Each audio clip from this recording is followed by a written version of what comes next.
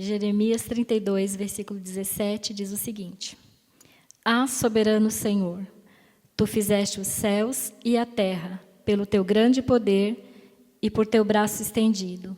Nada é difícil demais para ti.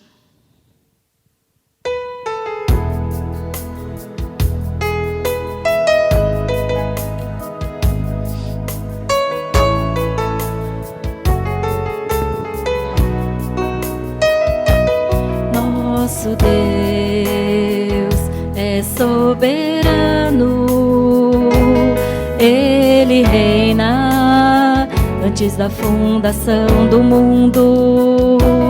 Nosso Deus é soberano, Ele reina antes da fundação do mundo. A terra era sem forma e vazia, e o Espírito do nosso Deus se movia sobre a face das águas. Foi Ele quem criou o céu dos céus, fez separação das águas e a terra seca. Foi Ele quem criou os luminares, criou a natureza e formou o homem. Glória a Deus por suas maravilhas, pela sua grandeza. Glória a Deus, glória a Deus por suas maravilhas, pela sua grandeza.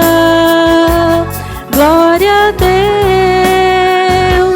Nosso Deus é soberano, Ele reina antes da fundação do mundo. Nosso Deus é soberano, Ele reina antes da fundação do mundo. A terra era sem forma e vazia, e o Espírito do nosso Deus se movia sobre a face das águas. Foi Ele quem criou o céu dos céus, fez separação das águas e a terra seca.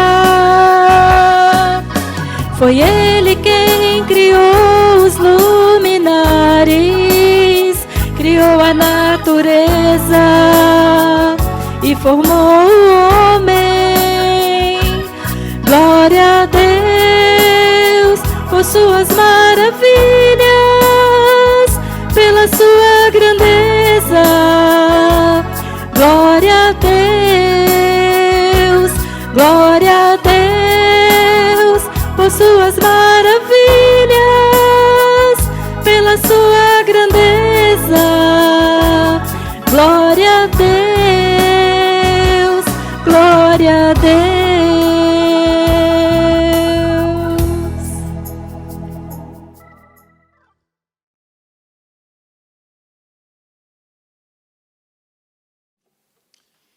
Boa noite.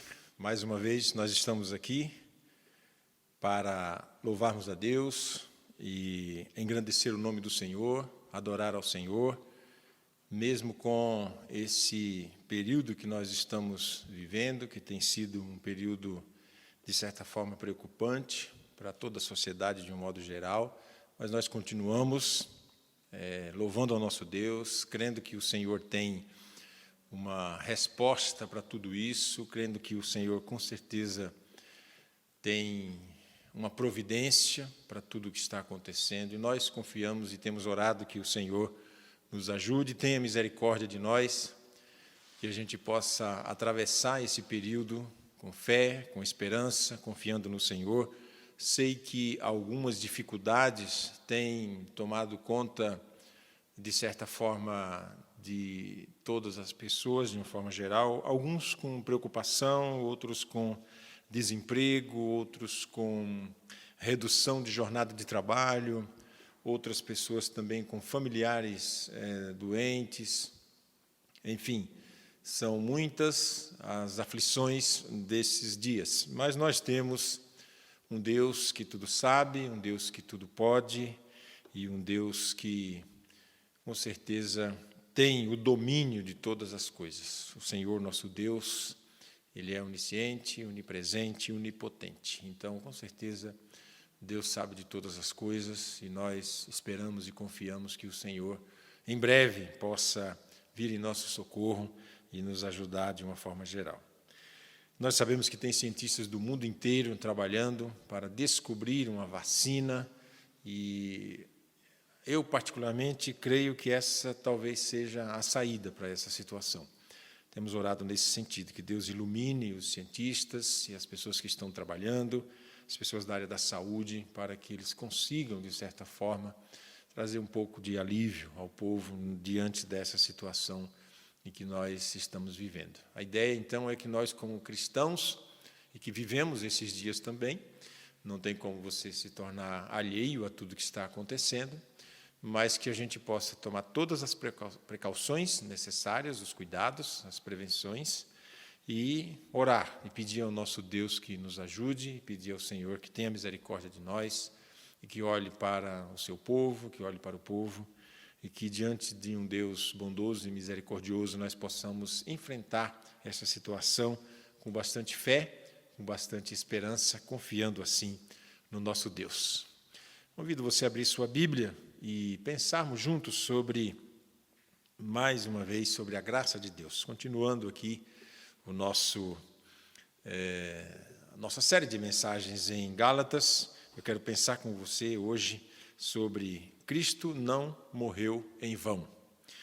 Paulo, quando escreve essa carta aos Gálatas, ele está combatendo uma espécie de heresia que poderia ter nascido no seio das igrejas da região da Ásia e da Galácia, e era uma província com várias cidades pequenas, onde tinham várias igrejas. Por isso, essa carta foi lida e foi espalhada por todas as igrejas. E o tema dela é a justificação pela fé e pela graça em Cristo Jesus.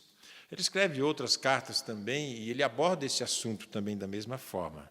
Mas eu quero pensar nesta noite sobre Cristo não morreu em vão. E Paulo era consciente disso, então essa é praticamente a mensagem do texto que nós vamos ler nesta noite e também refletir sobre ele. Capítulo 2 de Gálatas, a partir do verso 11, Paulo vai relatar um problema que houve entre ele e Pedro.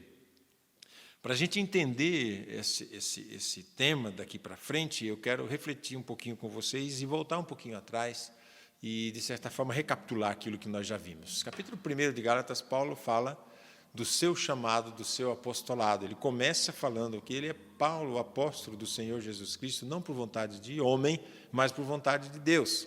Depois ele vai falar do evangelho da graça que ele prega, e ele diz: esse evangelho eu recebi do próprio Deus, não foi nenhuma revelação humana. Então ele defende o seu chamado, o seu apostolado, ele defende o evangelho que ele prega, e ele vai colocar que esse evangelho que ele prega, o evangelho da graça, ele é superior a tudo que possa existir em relação à guarda das leis pelos judaizantes, em relação à ênfase que eles davam da importância da lei. E aí Paulo vai dizer, de certa forma, que o seu evangelho, o evangelho que ele prega, é o evangelho verdadeiro, ele não é falso, mas que existe um evangelho falso que ele chama de um outro evangelho, que na verdade nem é outro. E se alguém pregasse outro evangelho, diferente daquele evangelho que Paulo pregava, ele dizia: até eu mesmo, ou até um anjo, se por acaso surgir pregando um outro evangelho, diferente desse evangelho que eu preguei para vocês, considere-o como anátema ou maldito. E aí, quando ele termina de falar sobre esses assuntos, ele tem a aceitação de 3 pessoas que ele considera, 3 apóstolos que ele considera e diz: olha, esses homens, eles são os pilares da fé cristã, eles são as colunas da fé cristã, né? Pedro, Tiago e João. E aí, Pedro, que aparece aqui chamado de Cefas, é o mesmo Pedro, viu? Aquele Pedro que andou com Jesus, aquele Pedro que aprendeu com o Senhor Jesus, aquele Pedro que cortou a orelha de um soldado certa vez, agindo pelo impulso, aquele Pedro que negou Jesus 3 vezes, é aquele que depois teve um encontro com o Senhor Jesus, depois da sua ressurreição, aquele que Jesus perguntou para ele: tu me amas, Pedro? Por 3 vezes, e depois dele dizer: o Senhor sabe, pela 3ª vez, o Senhor disse a ele: Pedro, apacenta as minhas ovelhas. Se você me ama, apacenta as minhas ovelhas. Apacentar as ovelhas era fazer essa transição do Evangelho, que até então eles conheciam, mas que era antes do Senhor Jesus Cristo, com a vinda do Senhor Jesus. Era o Evangelho presente, o Evangelho da graça. Esse Evangelho que Paulo pregava, Pedro também pregava, Tiago também, João também. E aí ele vai dizer: olha, esses 3, eles eram os pilares, eles eram as colunas. E esses 3 me deram a destra da comunhão, eles aceitaram o meu ministério, eles concordaram com o meu apostolado. Eu tenho, portanto, o respaldo deles 3, mesmo sem ter convivido com eles, sem ter vivido com eles. Eu conversei um pouco e eles descobriram que o evangelho que eu prego é o mesmo evangelho que eles pregam. Então, eles disseram para Paulo, continua pregando esse evangelho, você vai ser o apóstolo dos gentios, nós vamos continuar pregando para os judeus, que é os da circuncisão, e você para os gentios. Apenas uma coisa: dê uma atenção especial aos pobres. E Paulo já disse isso, fiz isso com muita dedicação, com muita ênfase. E é prova disso nas outras cartas, inclusive Romanos capítulo 16, o último capítulo, ele vai falar desse trabalho que ele fazia, acolhendo, ajudando e, de certa forma, distribuindo ofertas, e o povo lhe dava para que ele pudesse socorrer aquelas pessoas em período de fome. A partir do verso 11, ele vai dizer de uma questão que surgiu entre ele e Pedro. Então, capítulo 2 de Gálatas, verso 11, ele diz assim: quando, porém, Cefas, que é Pedro, veio a Antioquia resistir-lhe face a face, porque se tornara repreensível. Com efeito, antes de chegarem alguns da parte de Tiago, comia com os gentios, quando, porém, chegaram, afastou-se e, por fim, veio a apartar-se, temendo os da circuncisão. E também os demais judeus dissimularam com ele, ao ponto de o próprio Barnabé ter se deixado levar pela dissimulação deles. Quando, porém, vi que não procediam corretamente segundo a verdade do Evangelho, disse a Cefas, que é Pedro, na presença de todos: se sendo tu judeu, vives como gentio e não como judeu, por que obrigas os gentios a viverem como judeu?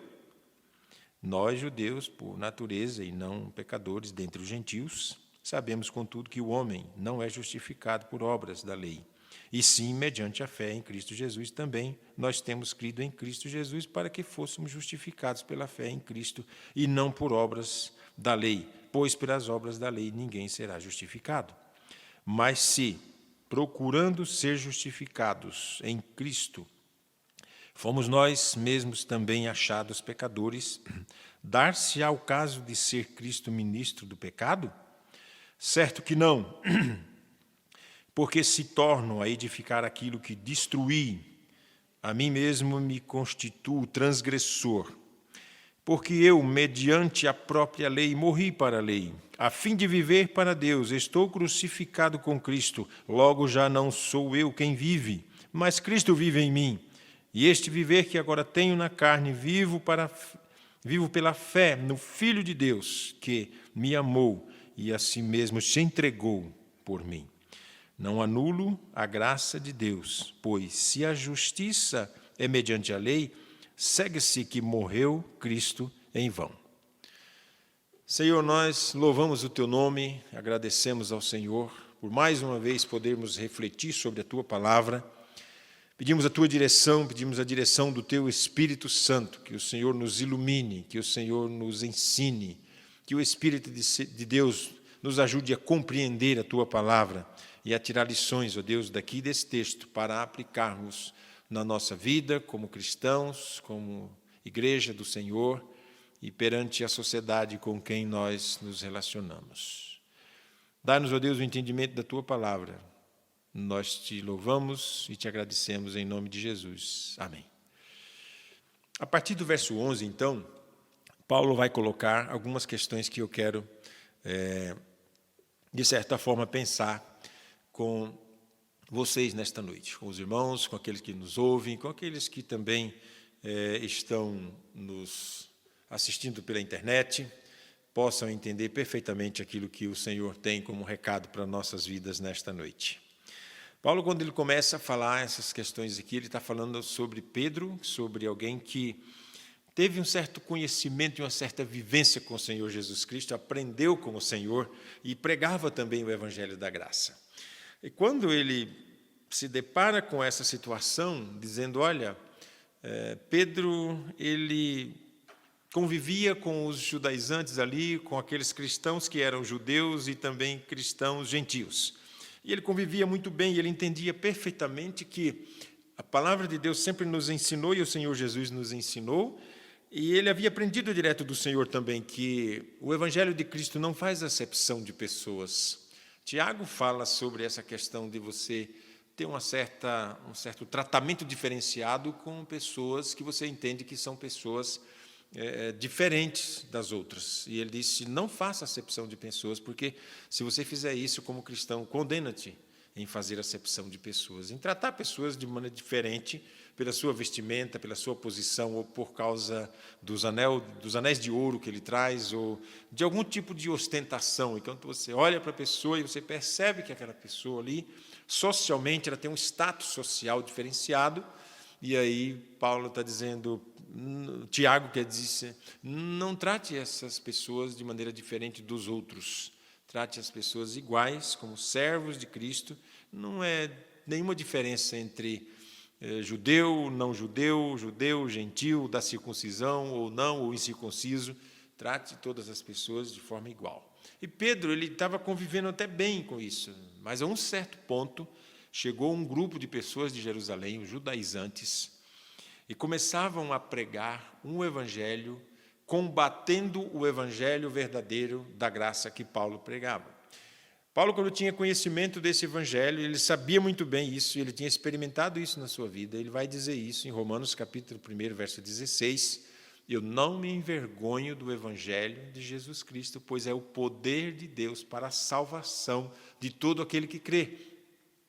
Essa confissão que Paulo faz em Romanos, capítulo 1, verso 16, vai dizer quem Paulo era em relação ao Evangelho da Graça. E quando essas pessoas se aproximam de Pedro, ele vê que Pedro, de certa forma, ele dá uma vacilada em relação à sua posição doutrinária, que era o Evangelho da Graça. Ele começa, de certa forma, a deixar um pouquinho de lado aqueles judaizantes e os gentios.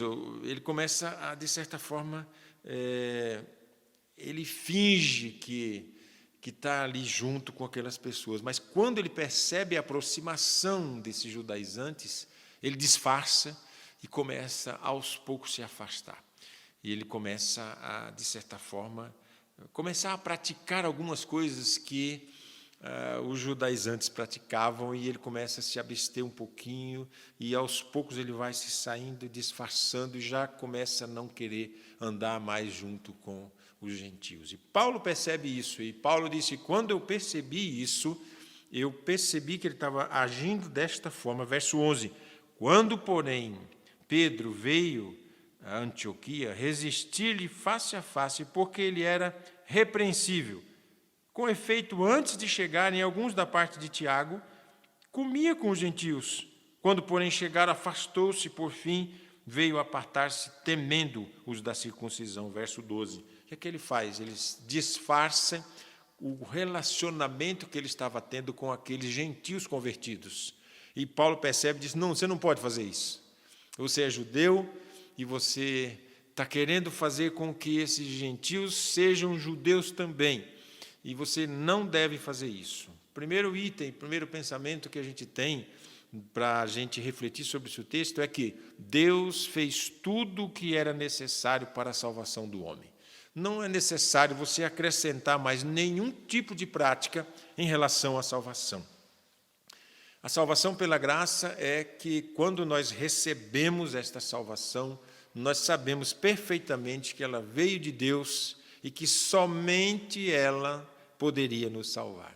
Então, a ideia é que eu chego diante de Deus, eu me aproximo de Deus com as minhas mãos vazias e digo: Senhor, eu não tenho nada para oferecer ao Senhor pela minha salvação, mas eu creio que o sangue do Senhor Jesus Cristo derramado na cruz do Calvário é suficiente para a minha salvação. A morte e a ressurreição de Cristo, elas são suficientes para a salvação do homem. Então, Deus fez tudo o que era necessário para a salvação do homem. Note que o final, na cruz, o Senhor Jesus vai dizer uma palavra no finalzinho, quando ele suspira. A Bíblia diz que o Senhor Jesus disse: em tuas mãos entrego o meu espírito. Mas antes ele diz: tudo está consumado, tudo está pronto. O plano da salvação do homem está pronto. A salvação pela graça é essa que está diante do homem, porque está consumado, está pronto, fechado. O plano está executado. O homem agora está diante da salvação pela graça, porque tudo está consumado. Segundo, qual o papel da lei, então, já que o conflito era esse, a lei e a graça, e os judaizantes e os da circuncisão, aqueles que praticavam a lei e tentavam, de certa forma, se salvar pela lei, e Paulo vai dizer: não é possível você conseguir, não há nada que a lei possa fazer para que eu e você sejamos salvos. Qual o papel da lei? Ela aponta o meu pecado, ela mostra o meu pecado, mas ela não é suficiente para me salvar. Então, ponto 2 é: qual o papel da lei, então, já que ela não pode salvar? O papel da lei é mostrar o meu erro, mostrar o seu erro e mostrar que nós estamos fora dos padrões que Deus espera de nós como seres humanos e como pessoas que agradem a Ele. A lei é como uma espécie de um espelho, onde você olha para ela e vê todos os seus pecados e todos os seus erros e tudo aquilo que, de certa forma, desagrada a Deus. Eu e você, quando olhamos para a lei de Deus, a gente vai perceber claramente que ela mostra os nossos pecados da mesma forma que o espelho mostra o nosso rosto. O que a gente consegue ver no espelho quando olhamos para ele e colocamos ali na frente do nosso espelho? Nós conseguimos ver todas as manchas que nós temos e que precisa ser tirada. Então, como é que a gente limpa o nosso rosto? Como é que a gente tira as manchas? Como é que a gente faz a limpeza do nosso rosto, olhando para o espelho? O Senhor Jesus é aquela esponja que vem limpando todo o nosso rosto. Então, a ideia da lei, ela mostra o pecado, ela diz que nós somos pecadores, ela diz que nós estamos longe daquilo que Deus quer. E Paulo vai chamar mais na frente isso de uma espécie de aio, aquela que conduz a gente a Jesus. Então, a lei nos conduz a Cristo. E essa lei que nos conduz a Cristo, ela vai se encontrar com a graça de Deus à nossa espera. O que Jesus faz por nós é a graça dele disponível a nós. Paulo sabia muito bem disso, porque quando ele ora a Deus pedindo que Deus resolvesse um problema seu que ele chama de espinho na carne, a resposta que ele teve é: a minha graça te basta. Eu vou ensinar você, Paulo, a conviver com tudo isso, porque você já tem a minha graça, e quando você tem a graça de Deus, essa graça basta, e Deus cuida de você. É quando você olha para o Salmo 23 e vê lá: o Senhor é meu pastor e nada me faltará. A graça de Deus, ela nos posiciona diante de Deus de tal forma que a gente consegue dizer: o Senhor é o meu pastor, o Senhor cuida de mim, o Senhor me conhece, o Senhor sabe muito bem que eu sou pecador e eu sou carente dessa graça, e mesmo salvo eu dependo ainda, eu continuo dependendo dessa graça, e que o Senhor me ajude a viver o Evangelho de Cristo. Quero contar aqui uma experiência de uma irmã aqui da nossa igreja que, antes de ser cristã, antes de ser uma serva de Deus, ela trabalhava bastante na Igreja Católica, lá no Piauí. E quando ela se converteu e se afastou, de certa forma, do catolicismo, de tudo aquilo que o catolicismo fazia, de todo esse ritual todo, E aí, uma vez, depois de alguns meses sem ir lá na igreja, o padre encontrou ela na cidade e perguntou: o que aconteceu com você? Você não tem mais ido na paróquia, você não tem mais ido nas missas, você se afastou de nós, o que aconteceu? Ele disse: agora eu encontrei o evangelho verdadeiro, o evangelho da graça. Mas por que você saiu de lá? Nós falamos tantas vezes, nós lemos a Bíblia, nós estudamos a palavra de Deus lá também, e disse: mas o Senhor nunca me disse que a salvação é pela graça.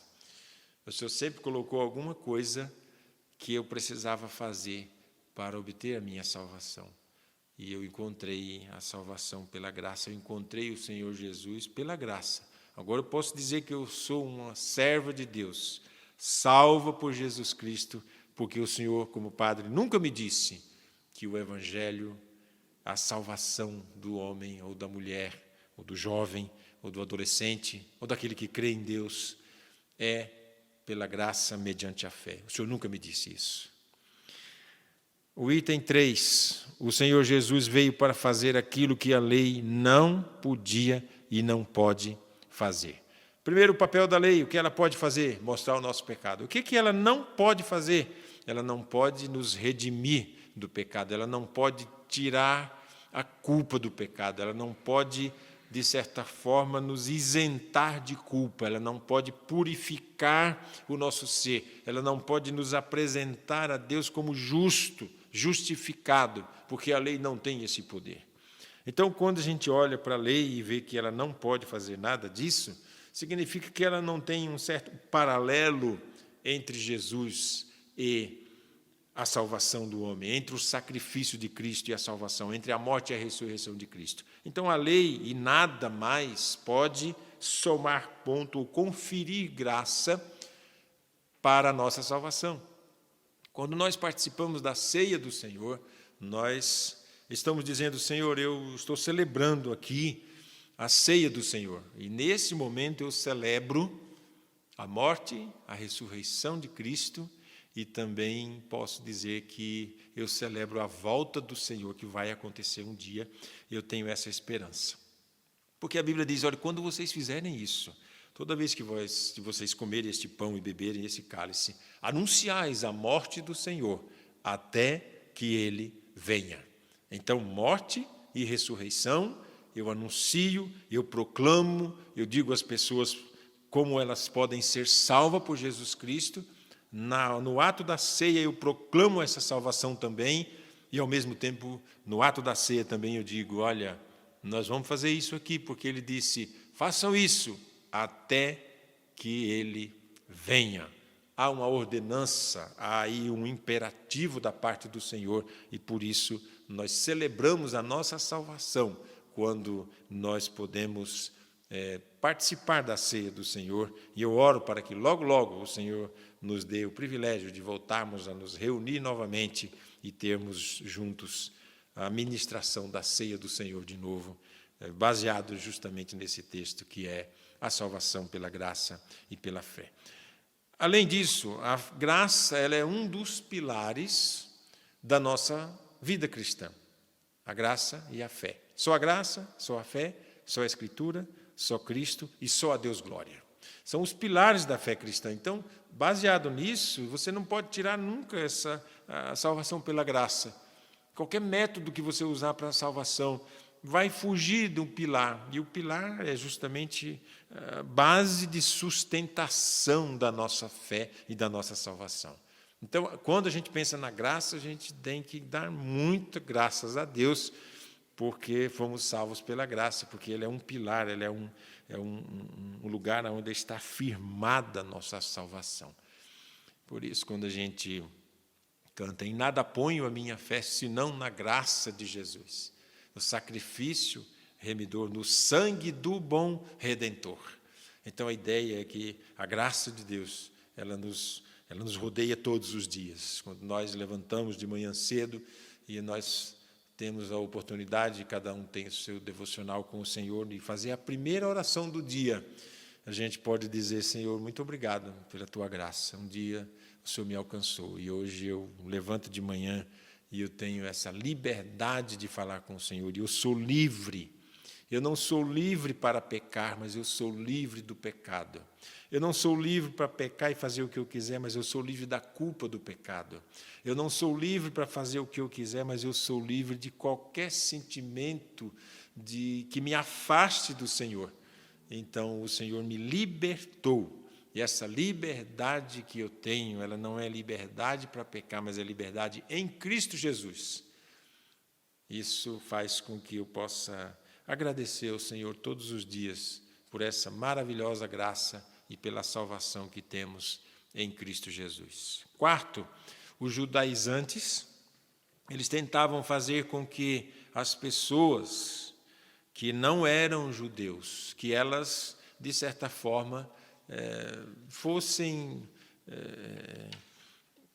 responsabilizadas com práticas que os judeus já tinham. Então, todo o cristão que fala e que prega o Evangelho, ele tem que se basear nessa graça. E o Evangelho que Paulo pregava, ele dava a liberdade para os homens terem esse alívio do sentimento de culpa, mas ele não dava liberdade para pecar. E o que eles questionavam Paulo era isso. Paulo, você está dizendo que agora você é salvo por Jesus Cristo e você é livre. Então, quando você diz isso, verso 16, sabendo, contudo, que o homem não é justificado por obras da lei, e sim mediante a fé em Cristo Jesus, também nós temos crido em Cristo Jesus para que fôssemos justificados pela fé. Para que fôssemos justificados pela fé em Cristo e não por obras da lei. Pois, por obras da lei, ninguém será justificado. Então, aqui ele está colocando já essa questão do que ele crê. O 17 diz, mas se procurando ser justificados em Cristo, fomos nós mesmos também achados pecadores, dar-se-á o caso de ser Cristo ministro do pecado? Certo que não. E ele vai dizer no 18, porque se torno a edificar aquilo que destruí, a mim mesmo me constituo transgressor. Aqui os judeus diziam o seguinte, Paulo, você está falando que a pessoa é salva pela graça. Tudo bem, a gente até entende e acho interessante. Mas e depois que essa pessoa é salva pela graça? Ele pode pecar de novo? E a gente sabe que depois que a gente é salvo pela graça, nós pecamos outra vez. Não tem ninguém que não tenha pecado. A Bíblia diz que se nós dissermos que não temos pecado, nós nos fazemos mentiroso e acabamos de pecar, né? Então, todos nós temos pecados. Como é que fica essa situação se você está falando que é salvo pela graça e depois ele peca? Como que fica? Ele tem essa liberdade? Ele pode continuar pecando? Então, quer dizer que Cristo é ministro do pecado? Ele diz, de jeito nenhum. Paulo diz, de forma alguma. Então, como é que você explica isso tudo? A graça de Deus, ela nos dá a sensação de que se a gente, por acaso, em algum momento pecar, e nós vamos pecar, não tem ninguém que não peque, né? O que acontece, então, se você pecar? Se a gente é livre mesmo, que esse Evangelho dá essa liberdade, dá esse alívio que você fala, pela graça, como é que fica a situação se pecar? Então, a gente vai para Mateus capítulo 11, versos 27 ao 30, onde o próprio Senhor Jesus disse, olha, vocês que estão cansados e oprimidos, que a lei, ela cansava, ela, de certa forma, subjugava, ela colocava as pessoas, eles oprimiam as pessoas. Jesus falava, vocês atam fardos pesados que vocês nem tocam neles com relação ao peso que vocês colocam para as pessoas, mas vocês querem fazer as pessoas carregar esses fardos.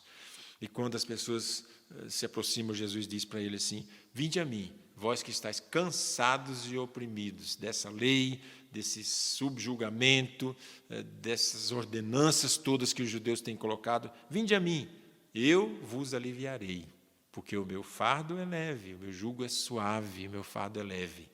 E encontrareis descanso para as vossas almas. A graça de Deus, ela dá descanso para a nossa alma. Em Cristo, pela graça, nós descansamos no Senhor. Um dos hinos que nós cantamos também, diz, né? Descansamos nos eternos braços do Senhor. A salvação nos proporciona a sensação de descanso. O meu pecado foi perdoado, o meu pecado foi crucificado com Cristo na cruz, o meu pecado foi pago por Jesus. Agora eu tenho essa liberdade, eu não carrego mais essa culpa toda. E aí ele vai dizer aqui no verso seguinte: eu fui crucificado com Cristo, e a vida que agora vivo, eu não vivo mais para minha satisfação, para o meu ego, mas eu vivo essa vida em Cristo Jesus. Agora a minha vida é diferente, porque eu morri para a lei, não uso mais a lei como uma forma de agradar a Deus e viver para Deus, mas eu vivo para Deus por causa do sangue de Cristo. Eu sou crucificado com Cristo. Logo, já não sou eu quem vive, mas Cristo vive em mim. E esse viver que agora tenho na carne, vivo-a pela fé no Filho de Deus, que me amou e a si mesmo se entregou por mim. O que Paulo está querendo dizer aqui é que eu e você, nós não nos justificamos.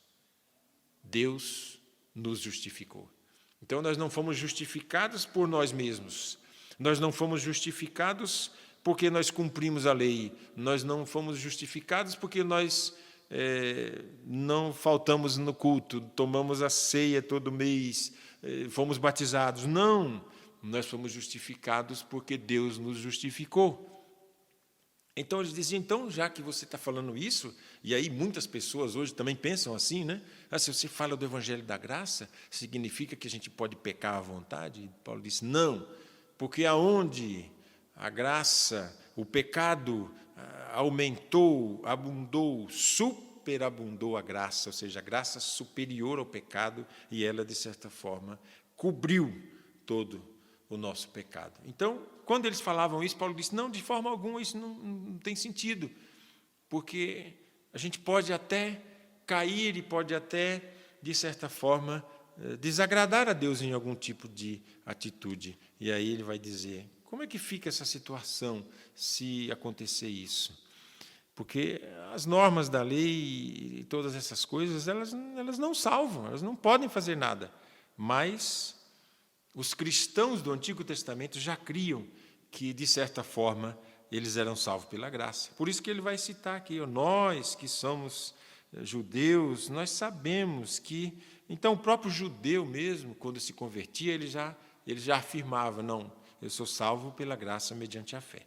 E quando cai, então, quando eu tropeço, essa graça me vale na questão da misericórdia. O Salmo 32 fala isso, o Salmo 51, Davi confessa o seu pecado e ele vai falar sobre a misericórdia de Deus, né? Davi é alvo de muitos salmos falando sobre isso, mas o 32 e o 51 são os salmos que a gente vem sempre à mente. No 32 ele vai falar assim, bem-aventurado aquele homem, feliz aquele homem, que o seu pecado foi perdoado, que tem os seus pecados perdoados, que tem as suas transgressões perdoadas. E o verso 16 vai dizer que pela fé em Cristo Jesus, o verdadeiro crente sabe que ele é digno, sabe disso, que ele não é digno de salvação, mas que o Senhor o deu e que a verdade ele carrega com ele. Abraão é citado também. E ninguém será justificado sem ser por Cristo, verso 17. E quando eu peco, e quando, de certa forma, o meu pecado vem à tona de novo, a gente lembra, eu errei, eu pequei. Pecadores salvos, mas ainda pecadores, né? Se eu, de certa forma, trouxer a lei de volta, eu mesmo serei transgressor, Paulo fala isso. Não dá para a gente querer trazer a lei de volta, colocar a lei paralelo a tudo isso, porque essas questões, a culpa do pecado já foi perdoado. A santificação que agora eu devo buscar, ele é um processo de vida. E aí depois ele vai dizer, e se por acaso a gente cair, tropeçar, talvez você pense nisso, e aí essa é uma das armas que Satanás usa para as pessoas se afastarem de Deus. Você não vai conseguir, você precisa viver uma vida diferente, cuidado, vai entrar aí, você vai... A Bíblia diz que a graça de Deus também nos ajuda e não deixa que a gente fique caído. O Senhor ampara o que cai e ergue todos os que estão deprimidos. Salmo 145, verso 14. Se cair, não ficará prostrado. A Bíblia King James diz, não ficará por terra, porque o Senhor o segura pela mão. Salmo 37, verso 24.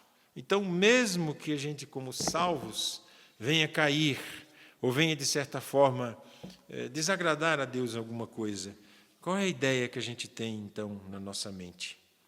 É que a graça nos ajuda a rever aonde nós caímos. Deus nos acolhe, Ele nos levanta. E Provérbios também vai falar que o justo pode cair 7 vezes, mas o Senhor o levantará todas elas. 24:16. Então, qual é o último pensamento aqui para a gente fechar, então, a nossa mensagem? Ele vai terminar dizendo, olha, se a gente querer trazer de volta a lei, de certa forma atribuir a lei, eu sou obrigado a dizer para vocês que a gente vai estar anulando a graça de Deus. E a gente não pode fazer isso, porque a justiça é mediante a lei. Se isso acontecer, Cristo morreu em vão. Então, o que Paulo está dizendo, fechando aqui, é: não anule a graça, não anule a graça de Deus, porque Cristo não morreu em vão. E agora eu queria pensar com você, se você ainda não tomou uma decisão ao lado do Senhor Jesus Cristo, se você ainda não pensou na sua salvação, você precisa pensar. Esse é o evangelho que a gente prega, esse é o evangelho que nós precisamos pregar, esse é o evangelho que nós precisamos falar às pessoas. Nunca houve uma época onde se fosse tão propício pregar o evangelho de Cristo para a salvação das pessoas. As pessoas estão sem esperança, muitas vezes, estão desesperadas, e aí a gente pode dizer algo que era muito dito, e a frase que, de certa forma, alavancou a Aliança Batista Mundial, Cristo é a única esperança. Cristo é a única esperança para um povo caído, para um povo sem Deus, e as regras e tudo que as pessoas criam. Quantas igrejas criam muitas regras e muitas coisas que não tem nada a ver com o evangelho da graça. E as pessoas às vezes falam, não, eu não vou nem lá porque eu não vou conseguir. Então, que Deus nos abençoe e nos ajude, e que, de certa forma, a graça de Deus possa alcançar a vida de pessoas que aí estão em dúvida em relação à sua salvação. E o Deus da graça, da fé, da misericórdia e da bondade possa alcançar corações de pessoas que ainda não foram salvas pelo Senhor Jesus Cristo.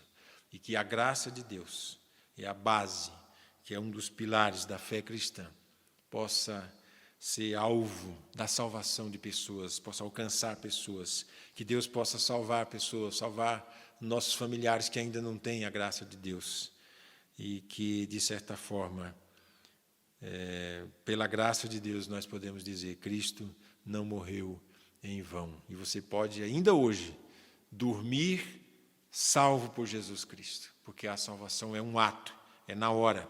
Aquele que crê no Senhor Jesus Cristo será salvo, pela graça e pela fé. Efésios 2, verso 8. Pela graça sois salvos mediante a fé, isso não vem de vós, é dom de Deus. Que Deus possa alcançar vidas nesta noite, pela graça e pela misericórdia e pela fé em Cristo Jesus, pelo sangue do Senhor derramado na cruz. E foi o preço pago para que nós possamos dizer, graças a Deus, eu sou salvo em Cristo Jesus. E eu vivo em Cristo Jesus. E eu não vivo mais essa vida pensando somente no momento presente, mas eu vivo em Cristo Jesus. Cristo vive em mim e eu quero viver para a glória de Deus. Amém? Deus abençoe você, Deus abençoe a sua vida e que você possa ainda ter o privilégio e a alegria de alcançar esta graça maravilhosa, que é a graça do Senhor Jesus. Amém? Deus abençoe você e tenha uma ótima semana na presença de Deus. Amém.